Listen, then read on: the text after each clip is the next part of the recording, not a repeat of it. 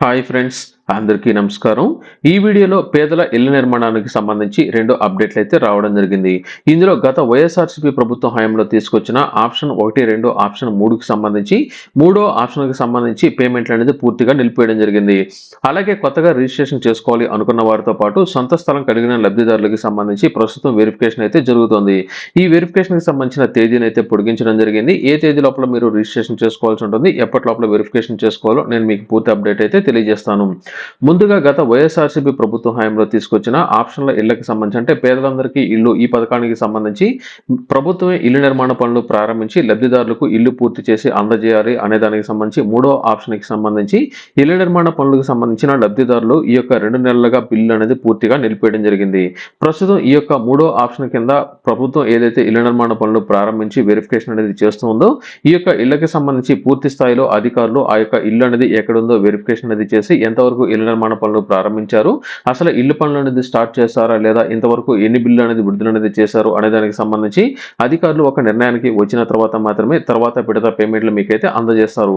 ఎందుకంటే గత ప్రభుత్వం హయాంలో ఇల్లు అనేది నిర్మాణ పనులు ప్రారంభించకపోయినా, ఇల్లు ప్రారంభం అనేది చేసినట్లు, ఇళ్ల నిర్మాణ పనులు పూర్తి దశకు రాకపోయినా అన్ని విడతల పనులు అనేది పూర్తి అనేది అయినట్లు బిల్లు అనేది తీసుకున్నట్లు అధిక మొత్తంలో విమర్శలు వస్తున్న నేపథ్యంలో ఈ యొక్క నిర్ణయాన్ని అయితే తీసుకోవడం జరిగింది.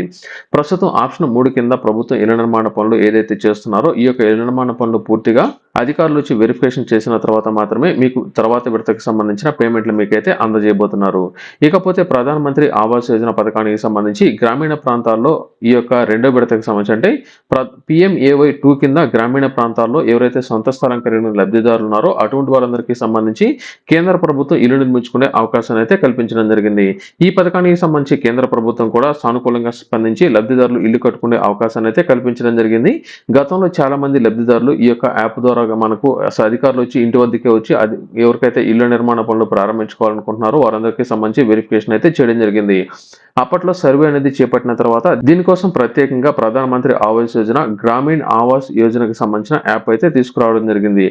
ఈ యాప్లో దరఖాస్తు అనేది చేసుకోవాలి అనుకున్నవారు అంటే ఈ మధ్య కాలంలో అర్హత అనేది వచ్చిన వారితో పాటు గతంలో రిజిస్ట్రేషన్ చేసుకునే వారందరూ ఈ యొక్క యాప్ ద్వారా రిజిస్ట్రేషన్ చేసుకునే అవకాశాన్ని ప్రస్తుతం ఆంధ్రప్రదేశ్ ప్రభుత్వం అయితే కల్పించడం జరిగింది. ఈ మధ్య కాలంలో కొత్తగా రిజిస్ట్రేషన్ కూడా ప్రారంభించడం జరిగింది. ఈ కొత్తగా రిజిస్ట్రేషన్ చేసుకునే క్రమంలోని గ్రామీణ ప్రాంతాల్లో అర్హత కలిగిన వారందరికీ సంబంధించి ఈ యొక్క రిజిస్ట్రేషన్ అయితే ప్రారంభించడం జరిగింది. అయితే ఈ యొక్క యాప్లో మీకు సంబంధించిన వివరాలు వెరిఫికేషన్ అంటే సర్వే అనేది చేసుకోవడానికి సంబంధించి నవంబర్ 5వ తేదీ వరకు అయితే గడువు అనేది కేంద్ర ప్రభుత్వం మనకైతే అందజేయడం జరిగింది.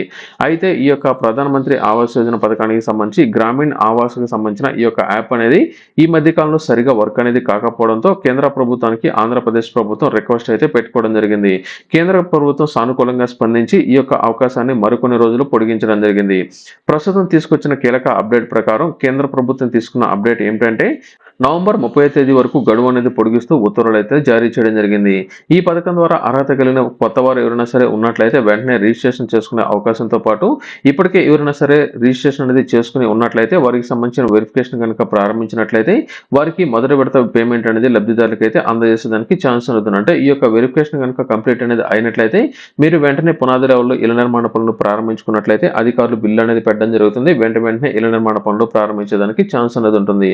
ఇది మనకు ప్రస్తుతం కేంద్ర ప్రభుత్వం తీసుకొచ్చిన కీలక అప్డేట్ ప్రకారం ఇళ్ల నిర్మాణ పనులకు సంబంధించి మనకు నేటి నుంచి ఈ నెల 30వ తేదీ వరకు మరొకసారి వెరిఫికేషన్ అనేది ఉంటాయి. అలాగే కొత్త వారికి రిజిస్ట్రేషన్ అనేది ఉంటాయి. సంబంధిత అధికారులు వచ్చి ఇళ్ల వద్దకి ఈ యొక్క వెరిఫికేషన్ అయితే చేస్తున్నారు. ముఖ్యంగా లబ్ధిదారులు మీకు సంబంధించిన బయోమెట్రిక్ అనేది వేసి ఈ కేవైసీ అయితే చేయాల్సి ఉంటుంది.